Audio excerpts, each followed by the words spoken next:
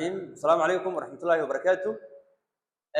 halkan waxaan kusoo gudbinayaa waa qaabka loo manage gareeyo ama loo xalliyo nooc xiiqda ka mid ah ama asmada ka mid ah. Marka asmada nooca ka midka ah waa asmada baa la yiraahdaa qofka muddada dheer haysa ka go'aydo qofka sifiirka ah daran qaabka loo manage gareeyo. Waliba inta maxaa u raacaa? Inta waxa u raacaa in dawooyinkii caadiga ah xiiqda dadka ka jiri jiray aanay ka jirin qofka. Marka qaabka loo manage gareeyo tan noocaas. Marka waxa waa treatment of status asthmatics. marka hore horta waa maxay status asthmatics? Status asthmatics waxa la oranayaa waa severe and sustained asthma attack.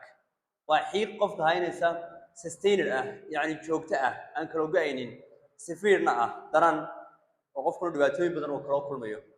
Waxaanay ku guuldareysanaysaa walaal asthmadaasi which fails to respond. Waxay ku guuldareysanaysaa inay ka jawaabto treatment daaweyntii with the usual measures.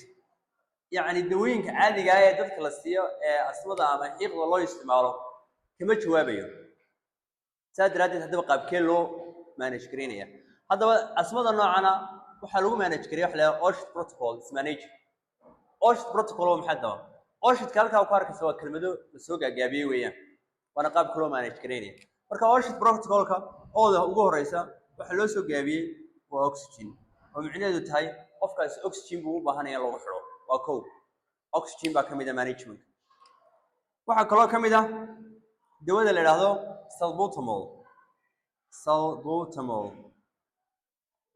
salbutamol oo markaa maxay noqonaysaa waa inhaler qofku jiidaya naqaska ayuu raacinayaa afka loo saaray deedna lagu buufinayaa salbutamol hashta waa dawooyinka corticosteroid kamid ah oo la yiraahdo hydrocortisone ayaa qofka la siinaya hydrocortisone qofka la siinaya marka waa 100 mg hydrocortisone buu taagantay afar aydu waxay taagantay dawo la yiraahdo ipratropium bromide oo dawooyinkii aan oran jirnay ama u naqaanay waxa la muscarinic receptor antagonistiga ayay noqonaysaa ipratropium bromide ipratropium bromide iyadana 17 microgram ayuu qofku ka qaadanaya la siinaya tashanaad sida ugu dambaysa sidana waa dawooyinka la yiraahdo loo yaqaan MSL sentence kamid ah oo la yiraahdo theophylline marka theophylline qofka la siinayo waxa loo prepare gareeyaa qaab la yiraahdo aminophylline ahaan ayaa loo prepare gareeyaa aminophylline ta loo prepare gareeyay ee qofka la siinayo IV ga laga siinayaa waa IV infusion waana 250 mg oo IV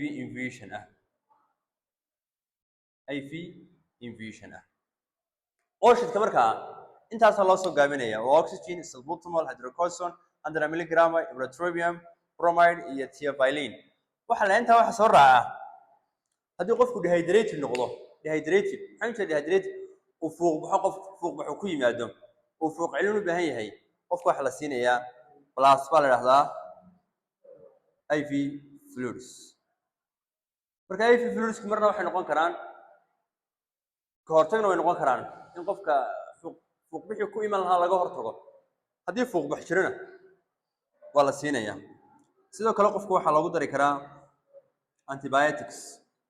antibiotics goorma imanayaan antibiotics waxay imanayaan hadii infection uu jiro ama caabuq ama calaamad cadeynaysa infection uu jiro ayaa antibiotics-ka loo raacin karaa marka waxa loo yaqaan status asthmatics-ka qaabkaas loo manage gareynaya waxaan rajeynayaa si fiican aad u fahanteen. Assalaamu calaykum waraxmatullaahi wabarakaatuh.